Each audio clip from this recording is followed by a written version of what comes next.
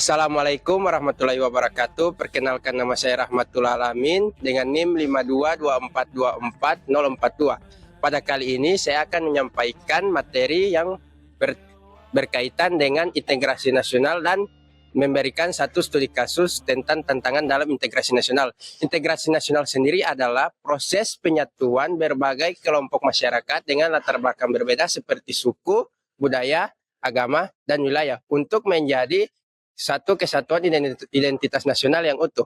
Pada kali ini, kelompok saya mengambil sebuah tragedi Sampit, yaitu tragedi yang terjadi di Kalimantan Tengah yang melibatkan dua etnis suku, yaitu Dayak dan Madura. Untuk selanjutnya, hal-hal yang menyebabkan peristiwa ini bisa terjadi akan disampaikan oleh kelompok saya. Baiklah, saya akan menjelaskan bagaimana proses terjadinya tragedi Sampit yang disebabkan oleh keberagaman budaya yang rentan akan konflik. Tragedi Sampit adalah puncak dari gesekan antara suku Dayak dan warga migran Madura.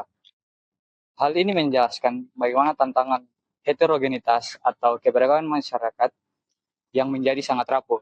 Terdapat dua faktor sebagai pemicu terjadinya tragedi tersebut yang akan dijelaskan oleh teman saya. Yang pertama ada benturan budaya. Ada perbedaan nilai dan budaya yang signifikan antara dua etnis. Warga Madura dianggap tidak menghormati adat istiadat dan tidak membumi dengan budaya lokal Dayak, sehingga dapat memicu ketegangan. Selanjutnya, etnosentrisme, yaitu masing-masing kelompok memiliki prasangka dan stereotip negatif antara satu sama lain.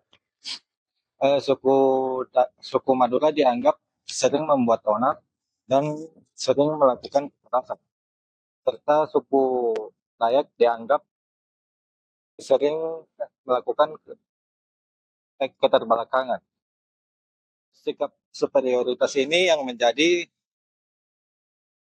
bensin dalam konflik Sampit yang terjadi sekitar 20 tahun silam. Baik, kami akan menjelaskan konflik kesenjangan ekonomi dan sosial. Salah satu faktor utama dari konflik Sampit adalah kecemburuan sosial yang diakibatkan oleh kesenjangan ekonomi. Hal ini mencerminkan tantangan integritas akibat ketidakmerataan pembangunan. Dua faktor lainnya yaitu, faktor pertama, dominasi ekonomi, di mana warga transmigran Madura yang menguasai dan mendominasi banyak sektor ekonomi di Sampit, mulai dari perdagangan, perkebunan, dan sumber daya alam lainnya. Selanjutnya yaitu tentang perasaan tersisih. Itu di mana suku Dayak merasa diasingkan dan tidak memiliki kepemilikan di atas tanah mereka sendiri. Atas keberhasilan ekonomi masyarakat Madura yang mempunyai akses lebih di atas sumber daya alam. Konflik Sampit tidak terjadi secara tiba-tiba. Ia merupakan akumulasi dari konflik-konflik kecil yang tidak pernah diselesaikan secara tuntas oleh aparat negara. Ini menunjukkan betapa berbahayanya tantangan lemahnya penegakan hukum. Ada dua hal yang menyebabkan peristiwa ini. pembiaran konflik ini terjadi semenjak tahun 1970-an.